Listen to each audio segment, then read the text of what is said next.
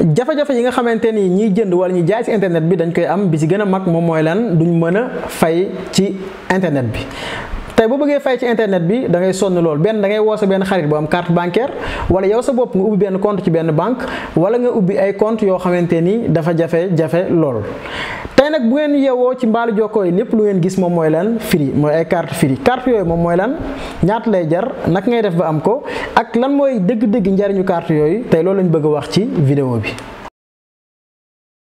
salaamaaleykum daleen ak jàmm ci Xarala Academy mbokk seen Xarala Academy tey suñu vidéo dañoo ñëw ngir wax ci lu am solo balaa boobu maa ngi leen di wax ngeen abonné ci chaîne bi daal koy partagé bu ko defee ñëpp mën a jariñoo ci li nga xamante ni dañ ko fiy def man maa ngi tudd Ousseynou Diop nekk fondateur Xarala.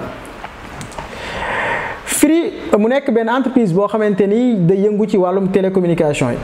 biñ fi ñëwee yàggul lool waaye gis nañ ni indi nañ lu bees lu yees ci marché sénégalais bi maanaam tey opérateur de télécom Free tax na Orange gën a wàcc seen prix yi tax na tamit woote gën a yomb tax na tamit tey connexion gën a yomb même bu dee connexion bi fi ñu leen doon xaar ñëwaguñ fa mooy ci partie wifi bi mais liñ jot a wane ñoom wane na ni connexion bi dina gën a yomb.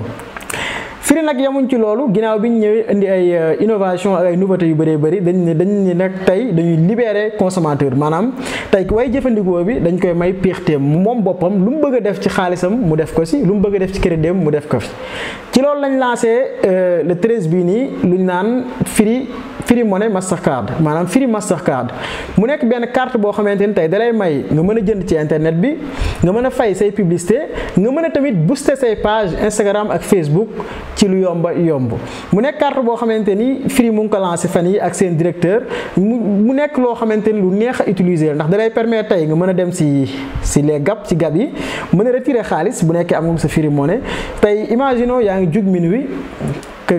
amoo fenn foo mën a retirer xaalis mais yaa ngi yor sa carte gab boobu carte Free Mastercard mën nga dem ci benn gab bu la neex nga retirer sa xaalis nga faj sa soxla ci lu yomb. beneen njariñ bi si gën a nekk moom mooy lan tey bu nekkee da nga bëgg jënd dara ci internet bi moo xam sur Amazon AliExpress Netflix wala site yooyu yëpp da nga koy mën a jënd ci sa carte Free boobu li ci gën a neex tey bu nekkee da nga bëgg booster sa page Facebook wala sa compte Instagram mën nga utiliser sa carte boobu Free Mastercard. léegi xam ngeen carte bi xam ngeen njariñam léegi naka ngay def ba am ko carte bi mën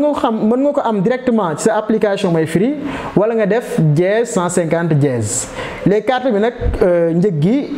mi ngi jar junni maanaam 5000 francs boo ko amee di nga am carte bi di nga ko mën a commander ci lu yomb ñu indil la ko mu nekk une révolution boo xamante ni bu am solo la ci domaine